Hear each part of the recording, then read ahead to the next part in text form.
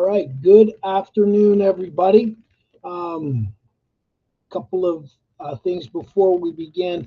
Um, I did create a little bit of a PowerPoint that's going to grow with us over these 8 weeks, just to guide conversation. Obviously, not looking to be a lecture, but more track our conversations and maybe highlight some things throughout the modules. Thank you for everybody for joining the Google Meet. That is the video format that I'm most familiar, other than or when compared to Microsoft Teams or Zoom. This is the one that I've used more rather than less. All these videos, I will convert them to a YouTube link and then post for those who perhaps didn't get to join us. So I want to start with just a little reflection. Once again, we're all adults here. My name's Len Rich. I'm a Mr., not a doctor.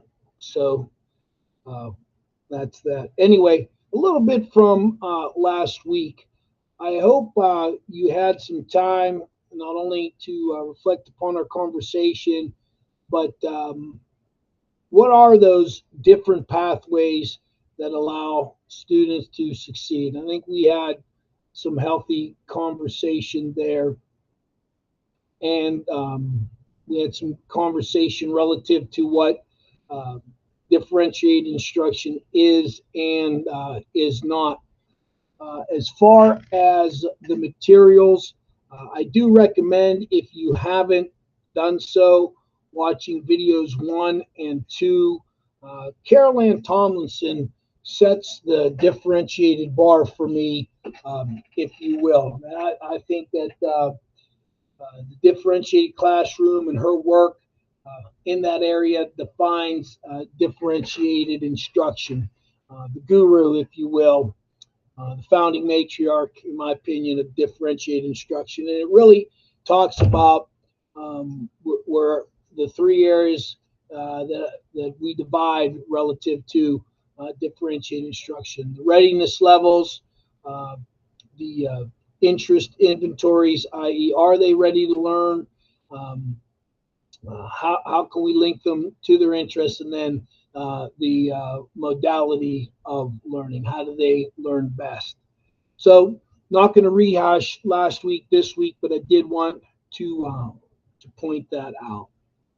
And then as far as grading, you should have seen that the 10-point assignment has been graded, and I checked grades today.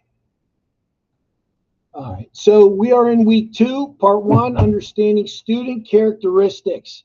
So by the end of this lesson, we hope that you understand emotional and intellectual characteristics of young adults, recognize the needs of special needs students. And to me, that is often the first place where we go relative to differentiated instruction. What do I have to do for the IEP kids? But really, good teaching is good teaching. And so if there's a strategy that works for an IEP student or accommodation or modification, it should, quite frankly, work for other students struggling in a similar fashion. I would say here's the difference. Obviously, a student with an IEP, it's mandated, right? You have to do A, B, or C. Where if they're a student and do not have an IEP, it's a best practice to differentiate. So just because they don't have an IEP doesn't mean that we don't have to reach them in a different way. And again, we're not talking about 20 lesson plans with 20 different students.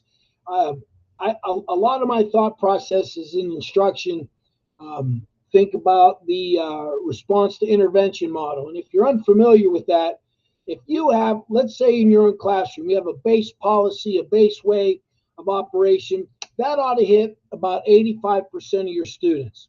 Let's go with the next 10. So the next 10 might need a little remediation to get back on track. Okay, they got it. So now we're up to 95. And then there is that 5% who may need some specific, intentional, alternative pathway beyond just an intervention or remediation for the other 10. So I look at a lot of this with that 85 10 5 rule. Determine diverse learning styles and preferences. Just think about the 20 plus people on this call. And we talked last week a little bit about, how do you learn? And we tend to start, as I gave my examples, I tend to start even here now, kicking off this second session, very auditory, right? I'm an auditory learner. I respond to that. So I tend to gravitate to that as a comfort level for myself. Now, I do want to highlight big ideas and essential questions, and I'll tell you why. So if Carol Ann Tomlinson is the starting point for differentiated instruction, Wiggins and McTighe are the starting point for understanding by design and curricular framework. If you look in SAS, a lot of SAS is in this format. And if you take your content and you can link it to big ideas, to essential question, you're going to drive depth of understanding and retention of knowledge. So our big idea, recognizing different learning styles and preferences and responding to those differences with accommodations and modification and the like, is not reserved exclusively for students with identified special needs.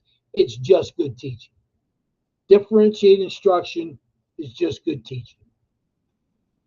Questions. We have an obligation to find multiple pathways for different students to be proficient on a given standard, concept, or competency. How do we ensure the validity of each pathway will lead to the same degree of proficiency? So relative to that, let's start right there. So you all had a lesson today, I presume, and you were all counting on the degree of proficiency in that lesson. So if you had a student or a group of students who were not getting to the level of proficiency that you needed, what did you do?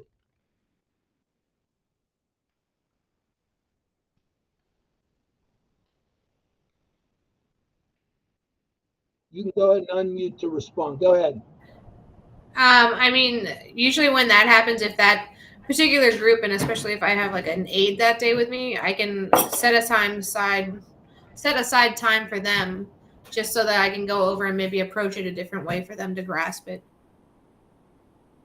All right. So again, yes, depending depending on where you are in the lesson too, you said a good thing.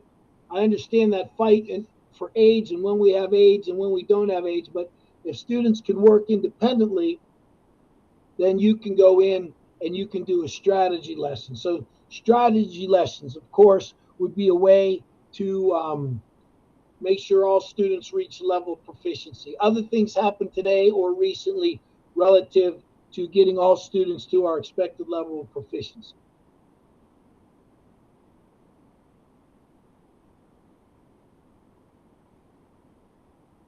Go ahead, Colleen.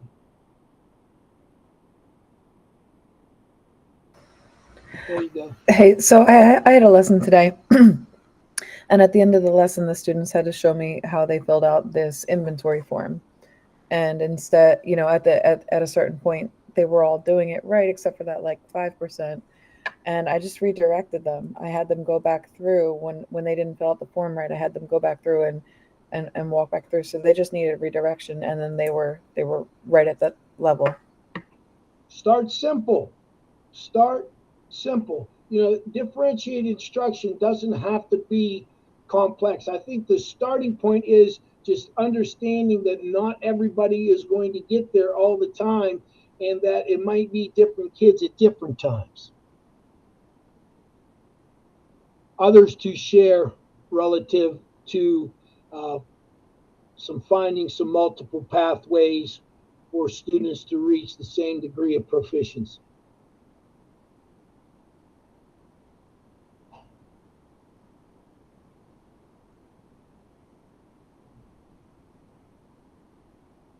Go ahead, Sean.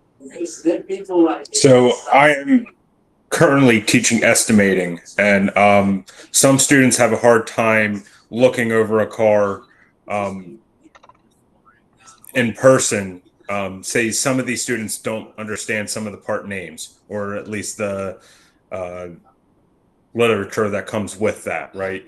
So instead of a student kind of jotting this information down, they can look at a parts blowout sheet and look at the pieces that they are trying to find the name for. And within this parts blowout sheet is also a list numbered.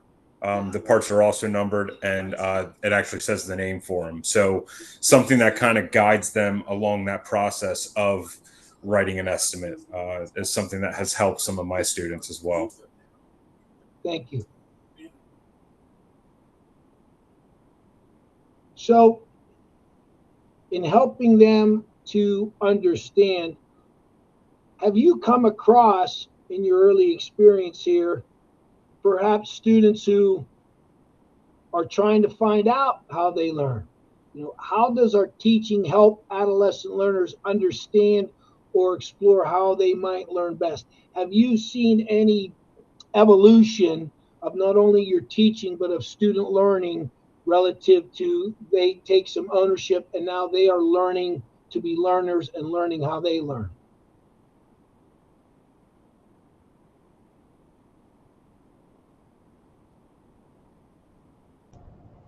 Yeah, I've noticed some of my students, they want to direct the younger students. So, they feel comfortable with the material. You don't think they got it until they volunteer themselves to explain something to another student.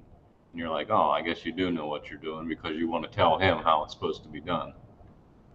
So again, we give them these technical names, whether they're strategy lessons. So now we're talking about peer tutoring or peer instruction. You really know something if you can teach it to another. That's why engagement with the students, their own engagement with one another, is so important. But that's a great understanding and a great way of giving us an example of how students might learn and might further understand themselves as learners. Others.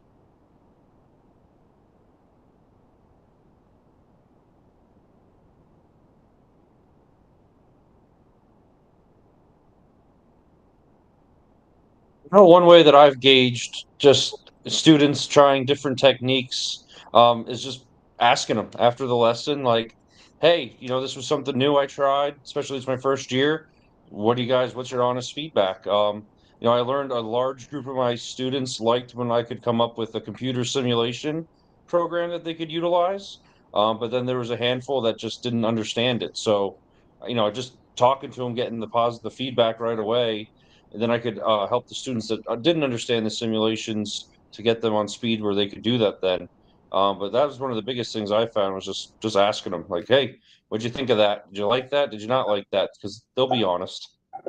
They will. And Chad, what I really like about that is some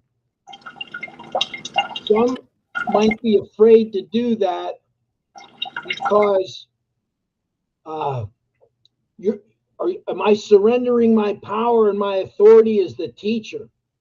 Then I'm actually asking, well, what did you think about my teaching? And I think that's a very powerful example there, where you tried a strategy, and your assessment of that strategy was their opinion, and yet you also realize that not everybody got it through the simulation. So, all right, 85% like that. What am I going to do for my 10-5, right? So that's a great example and a real hands-on example of helping them with that. Emily, go ahead. So I've done that myself.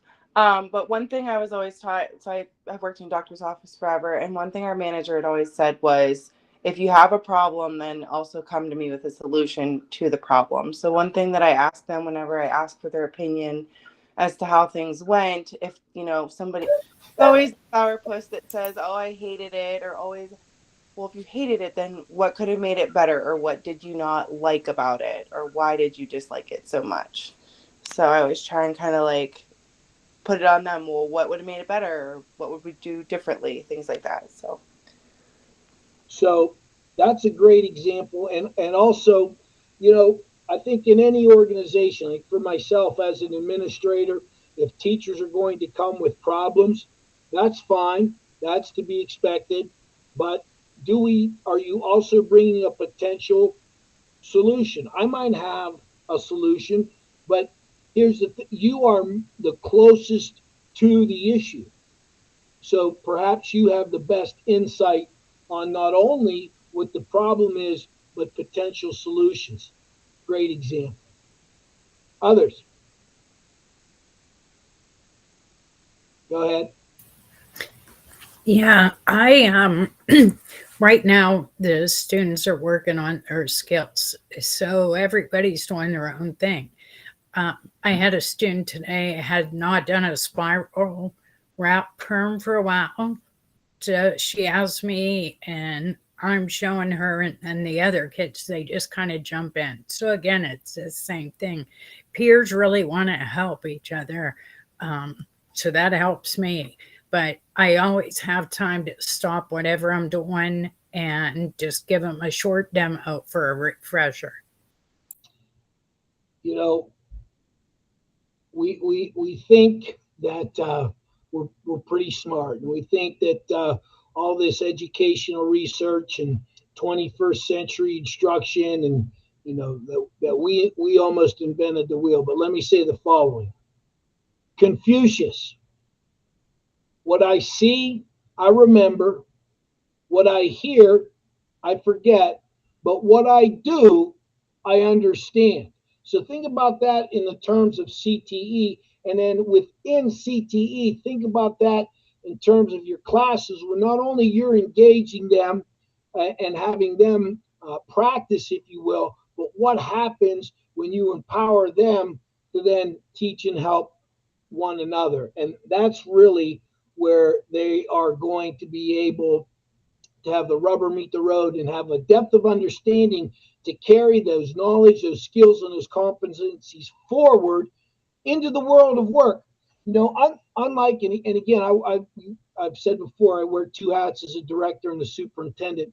You know, unlike the academic world where a lot of the assessment might be paper, pencil, might be something on a computer, whatever the case might be in that sense, not that all of it isn't authentic.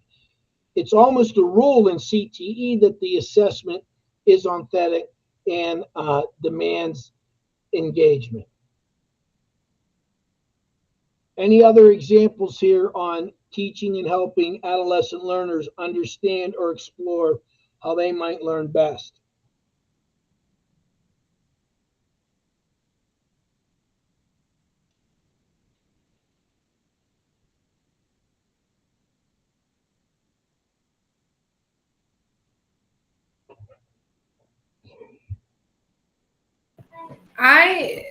Just Good.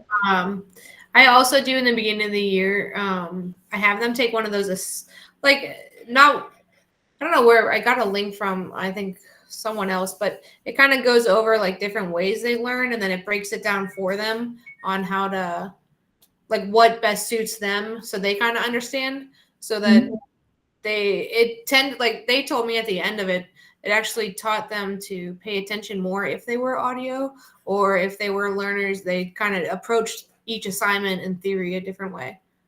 So it's kind of cool for them too to understand like what each one means, because they all came in thinking they were just tactical, and after they learned a little bit, it was a cool little experiment, I guess. Did that experiment help you further define how you are as a learner? Yeah, for me, yeah, definitely. It opened my eyes up for a lot too.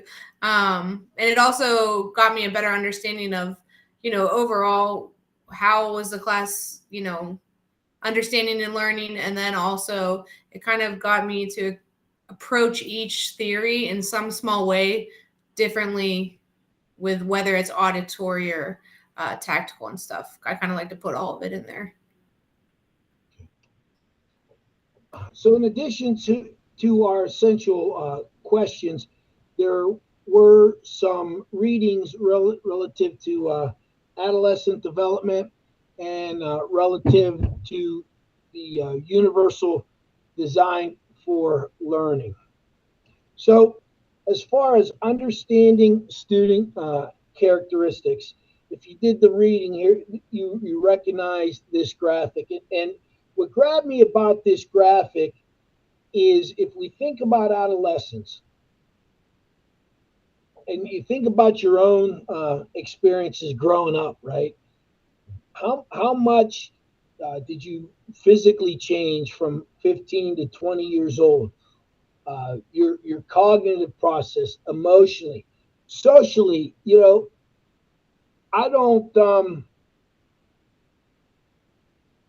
I don't envy these kids at all today. I know I sound like, when dinosaurs walked the earth, but I do think socially it's a lot tougher to be a young person today. I was born in the 70s, teenager in the 80s.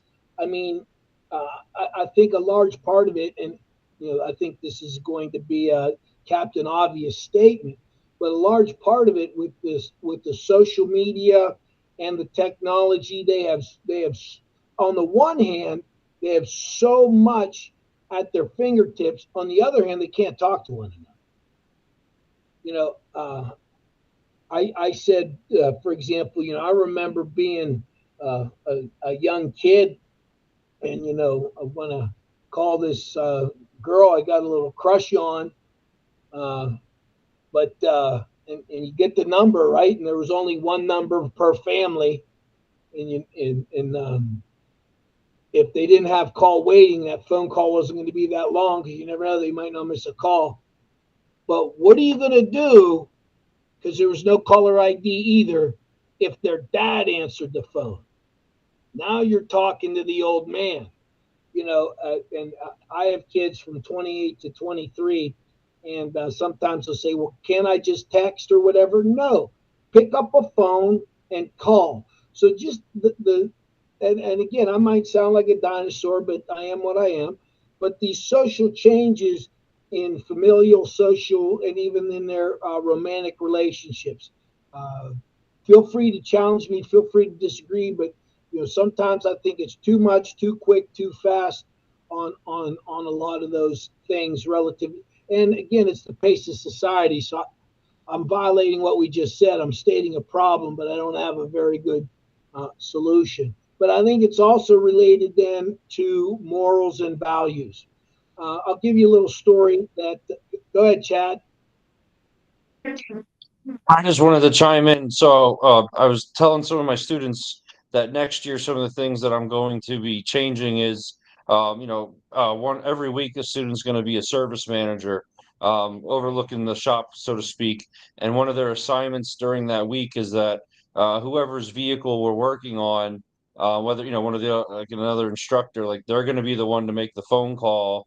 Hello, Mr. So and so. We looked at your truck. This is what we found, and the utter look of shock on their face when they're like, wait, why do we actually have to call them? And why, like, they were completely scared. They're like, well, they're so out of their comfort zone. And I'm like, and this is why we're going to do it. Because Yep. even if you're not calling a customer, you still need to tell your manager what you're finding, and you need to know how to articulate that. Like again, I think we're making the best of the situation here, but this does not replace the dynamic of a classroom. Not that I'm complaining that we didn't all have to rush down to Point Park and try to find a parking spot in that mess, and be in some classroom right now. And this is a substitute for sure, an alternative for sure. But the dynamic of person to person interaction, no doubt about it, is the first best scenario, going back to Plato and Aristotle. So I also think that developing their own morals and values, right? So hopefully there was some type of code instilled in them, if you will. That would be a job of a parent, right? Birth to 2, 2 to 5, all those benchmarks before they enter school. And in the best scenarios, we are reinforcing what is taught in the home. But also now in adolescence, okay, you start as a child believing what you believe because that's what my parents told me to believe. But then you start developing your own opinions and your own view of the world. And, they talk about how whatever generation you are, and I'm not good on all that, millennial, Gen Z, Gen X, I don't know who's who.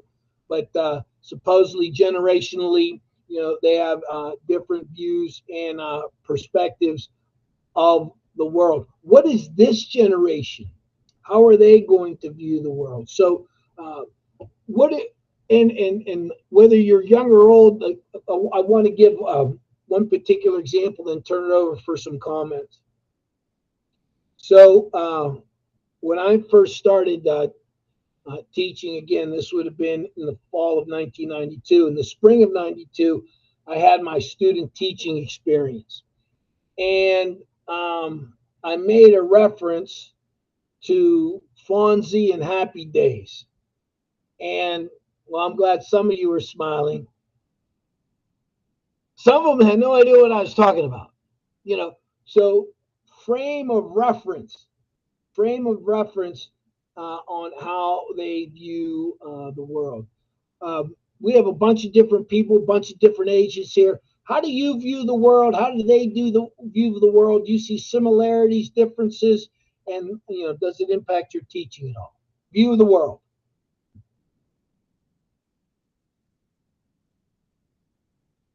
Go ahead.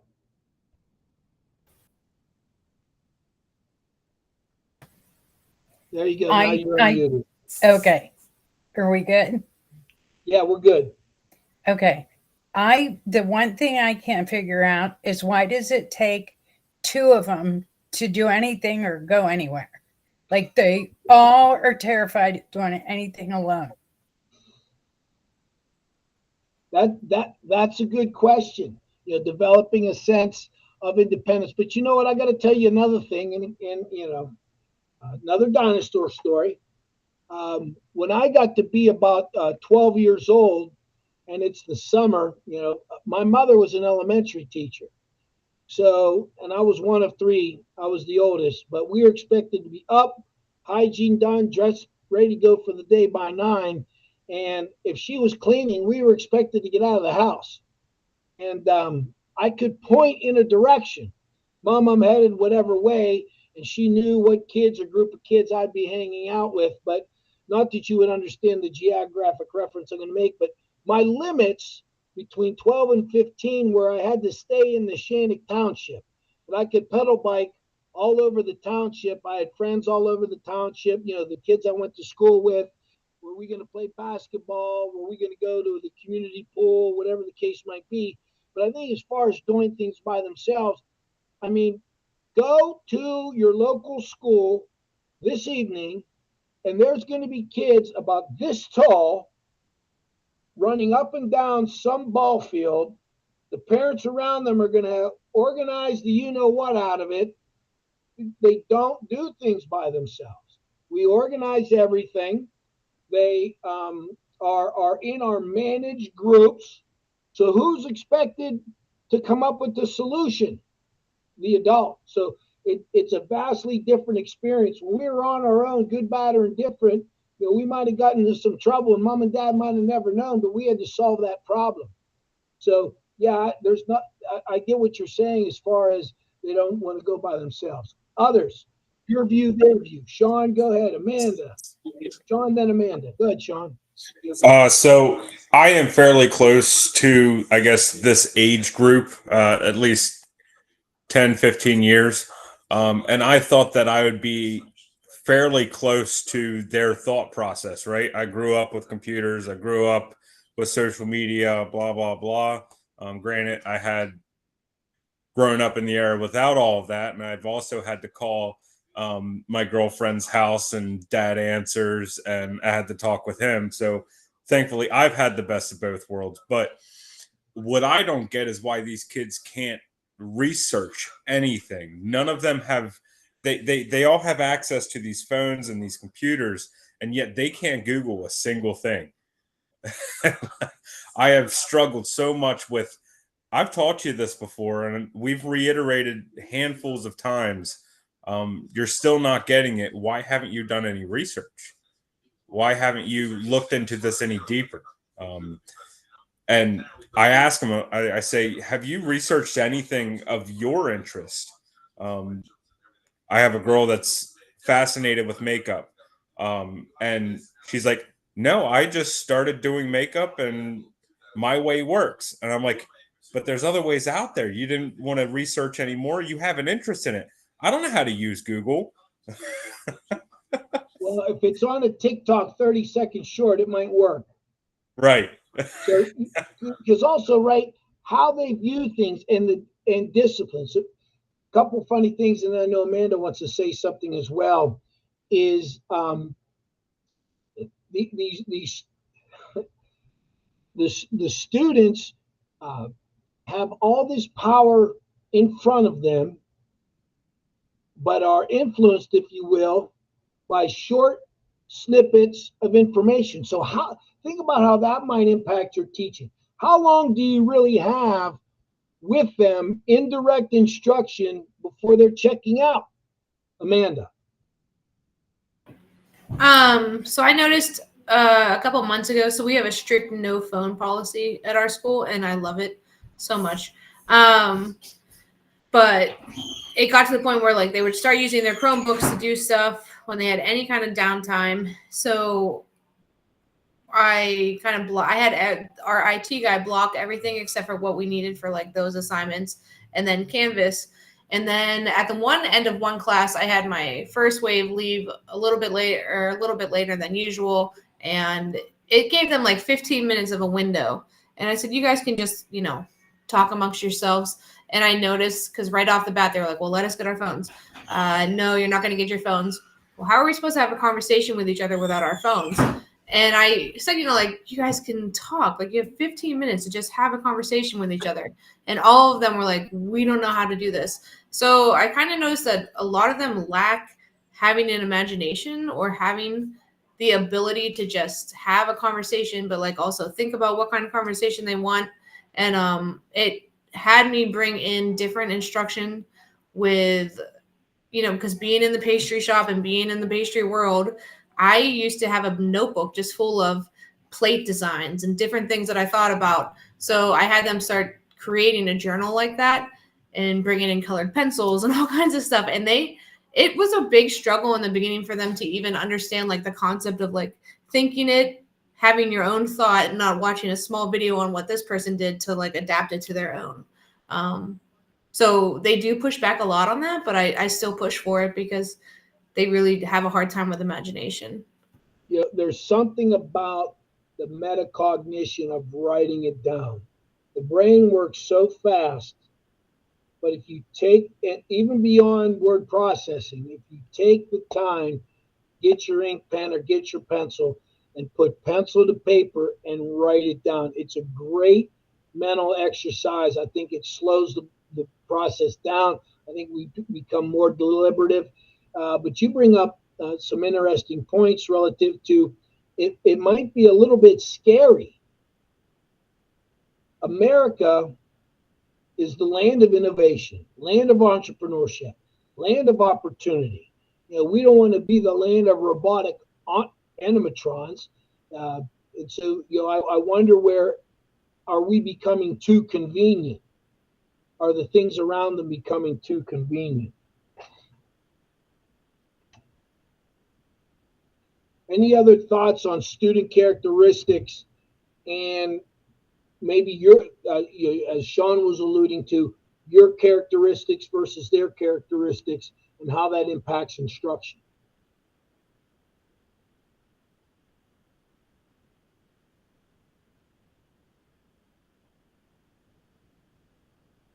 Okay. Some things about UDL, Universal Design for Learning. And again, if you did the readings, you recognized this little snippet. Due to unique combinations of genetic factors and individual experiences, each human brain is as unique as a fingerprint. what impact did your family situation have on you? Was it a traditional mom and dad? Was it a blended family? Was it a single parent family? And I'm not bringing that up for any other particular reason than that would generate individual experiences. So, how did your upbringing impact your learning? How does your upbringing impact your teaching? And do you see some of that in your students? Have you known your students well enough to know about their individual experiences? Go ahead, Emily. So one of the skills that we just recently learned was making an occupied bed. So making a hospital bed with a person lying in it. And right before that, we did making an unoccupied bed, so no one's in it. And I can tell you, and this is like, I'm not trying to stereotype or anything like that, but students that come in and you can tell they've showered that day or they put on clean clothes or anything like that. Most of them that dress decently and shower regularly knew how to make their beds. There were some of my students that we started from the ground up. They had no clue how to make a bed, or even one of the jobs that I have for my students is to sweep the floor. I had students that had no idea how to sweep the floor. Just basic skills to survive, not survive, but like make it through the day, have been things that I've had to teach them, which has been really eye-opening for me. Like I've been making my bed since I was, I don't know, my son's 5 years old and he makes his bed. So, but yeah, that's just been really eye-opening. Some of the things that I would think would be common knowledge, they've no idea or never done before. So before we move on, I want to elaborate a little bit on that. This July, I'll be married to my wife for 30 years. She's hoping for parole. But it's funny you bring that up because we talk about all the time, I am a make your bed person. My feet hit the floor, the first thing I do is turn around and make the bed. And typically I get up a little earlier than her, so sometimes I'll pull my side nice and tight, and it irritates the hell out of her. But one of the last things she does before she leaves for the day is make your bed. And I put I hope I did it right. Yes, in the chat, an admiral in the Navy entitled his book "Make Your Bed." And my mother, again, I'm going to go back to that elementary teacher. I'm going to go back to those. It didn't matter in school or during the summer months. We were up, we were at them. The first thing we did is we made our bed and did our hygiene. So I'm going to say that goes to stability. Whatever their situation is, single parent home, blended home, traditional family, or any other gamut, stability in the home impacts student behavior. So one of the things recently, for example, in my experiences, we did a favor for a homeschool, brought in a student who we typically wouldn't bring in, trying to turn the corner, single mom, working hard, living in the projects, trying to do better, whatever the case might be. Had this kid involved with a local church, and but some of his experiences greatly impact him. Social values, okay, the way he talked, the way he spoke. We had to try to calm that down, and unfortunately, after numerous interventions and whatnot, it just didn't work. Now, that's tough too, because when you're trying to differentiate, we're trying to get to that 185, 10, 5, but it doesn't always work all the time. And sometimes their individual experiences inhibit their learning. The human brain grows and changes in response to learning and experience, not just during childhood, but throughout the lifespan. I can definitely attest to Len Rich, the teacher in 1992, not recognize Lenrich, the principal, in 2005 versus Lenrich, the director and superintendent of 2013 to 16 and beyond. So I would give a big amen to the learning, to the experience. I don't know if my brain's growing, but I would definitely say that learning and experience throughout your lifespan definitely give you a degree of wisdom and background knowledge with which to pull. What about on this last one? Among students with varied needs, and again, in your classrooms you have them, UDL-based instruction can increase engagement as well as academic and social outcomes. I want to focus on that word engagement as compared to busy. We're great at being task-oriented. We're great at keeping students busy. Not that sometimes, they need to start being busy before they can be engaged in some high-level work. How do you go from busy to engaged in your classroom? And do you have an example? Busy, like a worksheet, engaged in a process. Sometimes I'll have different, like maybe if they're working in small tables and having them in groups to like engage with each other as well, instead of just doing like a straightforward worksheet or something.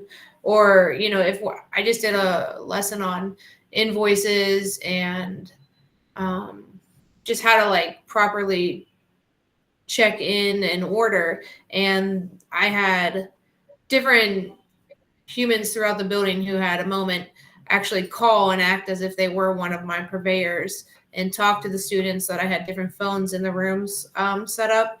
And then they also had them, I set up in the bakery like different boxes and mock problems with different orders. And then I had, certain other, I had guidance counselors in and like my chill instructor in, and they, had a prompt on what, the issue was with their truck, and trying to push for the student to actually check in the order instead of just kind of, standing on their own feet to make sure they knew what was getting right was done.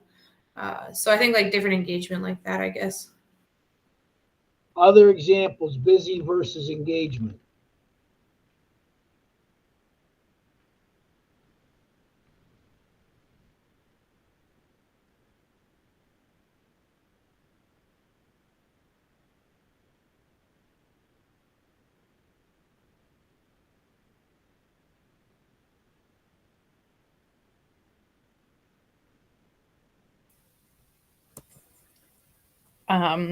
Yeah. So when they're doing skills, they're pretty much, that's busy work. Although I tell them the only way they're getting any better at doing hair is practicing. But when they work on each other, they're more interested in that. They get more involved. They're more detailed. They're more careful. So that would be my difference. Certainly.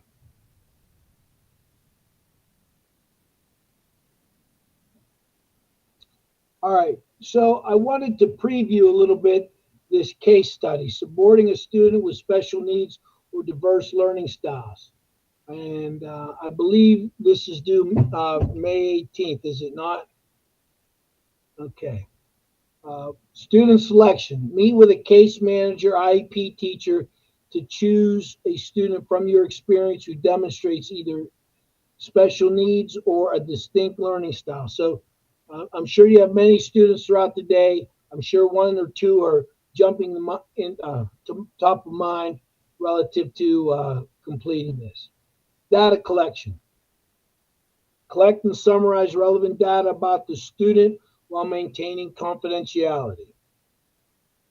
So SDI would be specially designed instruction on an IEP. We talked a little bit about that last week. That's probably the most important part of an IEP relative to a classroom teacher, vocational teacher, is what does the SDI say?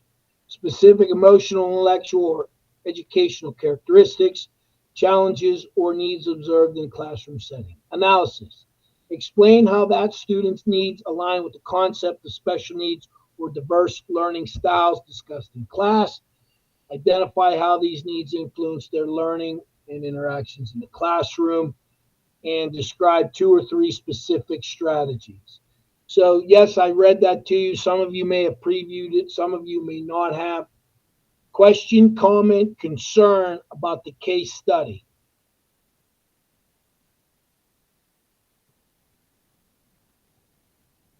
I assume all of you have a special ed teacher that you can work with.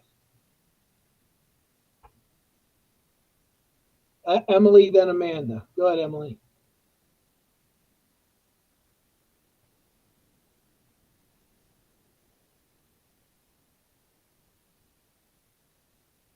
Sorry, I think my hand was up from before, and my hand was wet, and I couldn't. Okay, go ahead, Amanda. I was just wondering, as far as formatting this, do you want it in a specific way, or because I've kind of been like making an outline and stuff, but I didn't know how you guys. Is it just? I know this is just the draft, so I assume we turn it in and see how you guys handle it. And then... Yeah, if it's that, I'm gonna speak. I can't speak to how Ginny's going to do it, but if it's just a draft, why don't we just keep it Roman numerals 1, 2, 3, and 4? That makes the most sense. I know where you're identifying which particular sections, and then I know what you're speaking to in each section. Obviously, for purposes of confidentiality, I don't need the real name. Pseudonym would be fine. John Doe, Jane Doe, whatever the case might be. Other question, comment, or concern relative to the case study?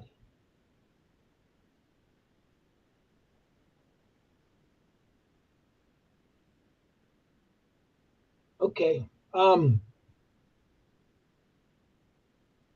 going to pull a chat here. Is this format helpful? Is this what you were expecting relative to this hour?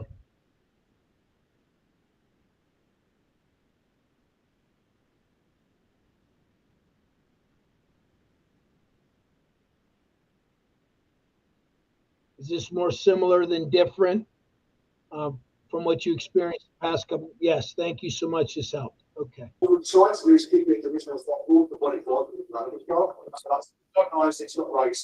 ahead, Sean. Yeah, I definitely enjoyed this a little bit better. As much as I like breakout rooms and everything, if we could have a discussion back and forth with feedback, it makes it a lot more, what do you want to call it? Just easily user-friendly. Digestible. Yes. Easily digestible. Okay. I got Emily summed it up for me. The reason I didn't put you into breakout rooms is I've never been in a breakout room that I've enjoyed. To me, it seems like, okay, I'm leading the meeting. I need a 10-minute break. I'm going to put you all in rooms for 10 minutes. Then for the next 5 minutes, we can come back and say what every room did. Well, here's my point. We're all one big room. Some people are more comfortable participating more often than others. I assume since you're all adults, you're all listening, and you're all going to get out of it what you put into it. As I've said before, Colleen, you like my stories. Well, I'll keep them coming. Here's what I tell people. When you're a principal, you're busy. You don't got a lot of time to mess around. When you become a superintendent, you got all kind of time for stories. So I'll try to keep them coming and pull from my own experiences. But one of the things that this is doing for me, quite frankly, and I want to thank you, is it's reinvigorating me a little bit.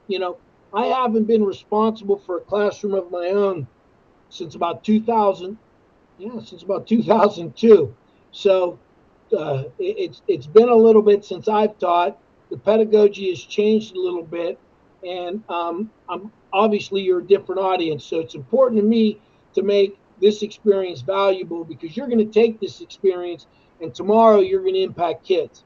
And if this experience helps you impact kids to a greater degree, I don't know what more we could get out of this class individually and collectively. So thank you.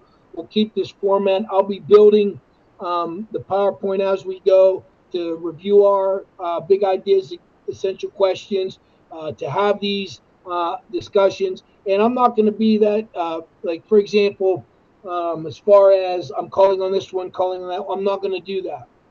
We're adults. Everybody's listening. Some want to participate more than others. That's great. And we'll keep it going. But having said that, I'll give, and I don't know how to do whatever Colleen just did there, but that looks great. Having said that, is there anything for the good of the order today? Colleen and Joe, now you're getting carried away. There goes Shelby and Brody. Okay. All right. Well, thank you, everybody. One last question. Good information. Enjoyed the format, including especially the input during the discussion. Okay. Once we're all out of school, I'd like to move these to Monday morning at 9 instead of waiting to a Sunday, Monday afternoon. So, all right. I'm seeing some thumbs up on that. So, as long as we're in, now we won't do anything. Yeah, there we go. We won't do anything Monday on Memorial Day, obviously. So we'll have a class on the 19th, which will be next Monday. We'll skip Monday after, and then I'm in school June 9th, but after that I'm in for 9 a.m. Okay, yeah, I'm in school till June 4th. So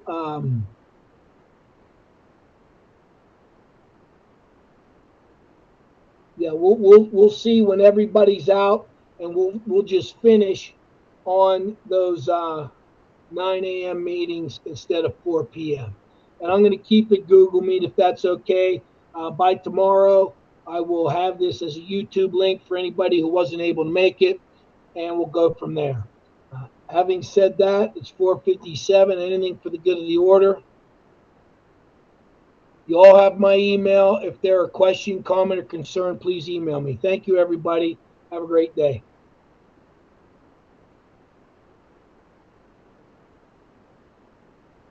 You're welcome.